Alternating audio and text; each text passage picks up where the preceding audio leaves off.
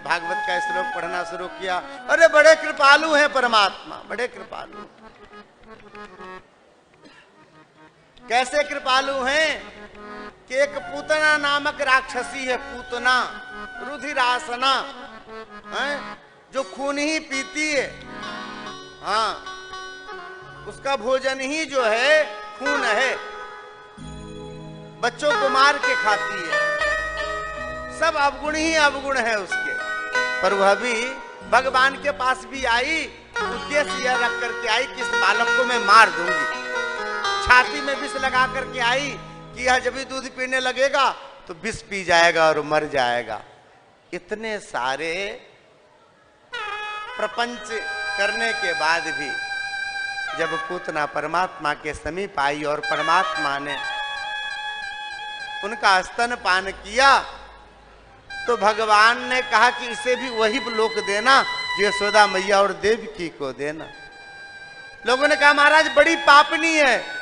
अरे चाहे पापनी हो चाहे कोई हो, मुझे तो छाती से लगा के दूध पिलाया न मेरी माँ की तरह, उसके जो भाव थे अलग बात है। पर एक बार जिसने मुझे अपने हृदय से लगा लिया उसकी दुर्गति नहीं हो सकती। अहो बकीय स्तन कालकूटम जिघांसया पायदप्यसाध्वी लेभे गतिम धातृचिताम ततोन्यम कंबा दयालुम शरणम ब्रजेम। अरे जो मारने आई थी भगवान ने उसको भी अपने माता के जैसे लोगों को दिया। अरे जो खिलाई पुचकारी, जिसने पाला पोसा बड़ा किया, उसको जैसी गति दी वैसी ही पूतना को दी। ऐसा कृपालु और कौन मिलेगा। भगवान के कृपा वस्तुता को सुना सुखदेव जी ने महाराज आंखों में आंसू आ गए। ऐसे दिव्य कृपालु के चरणों की भक्ति मिल जाए तो जीवन सफल हो जाए। विद्यार्थियों से पूछा कहाँ से ये सब सुने हो। हमारे गुरु जी के पास बहुत सारे हैं, बहुत सारे श्लोक हैं, आप चलो हम आपको दिलाते हैं भगवान की दिव्य गाथा, उनका दिव्य चरित्र। और कहते हैं श्री वेद व्यास जी द्वार पर खड़े हैं। आज कुछ न कुछ जो है रिजल्ट आना चाहिए, जो बच्चों को मैंने याद कराया है श्लोक का, उसका प्रभाव आज कुछ समझ में आएगा। उस द्वार की तरफ देख, उस मार्ग की तरफ देख रहे हैं, द्वार से जहां से बालक आते हैं गौचारण करके।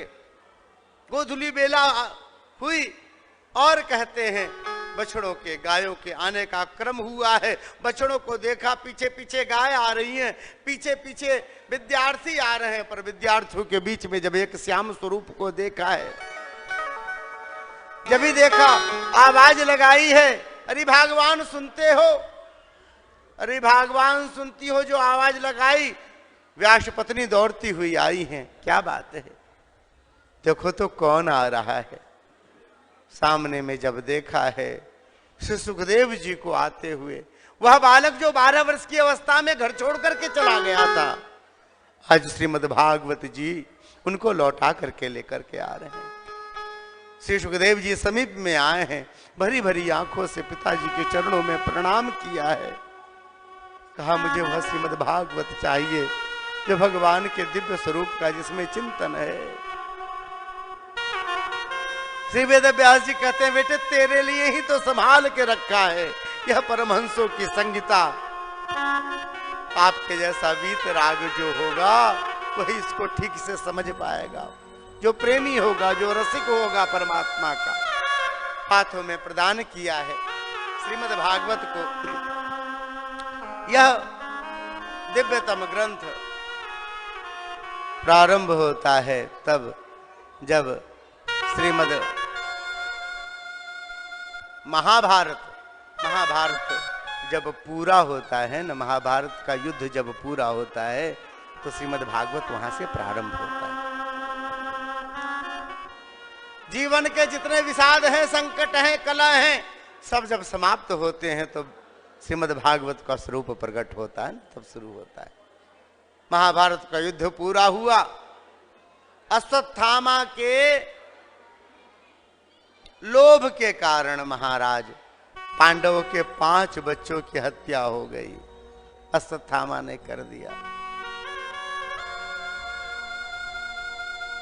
लोभ में व्यक्ति पाप में प्रवृत्त हो जाता है, अपने स्वरूप का भान नहीं रहता। ये जो क्रोध है, ये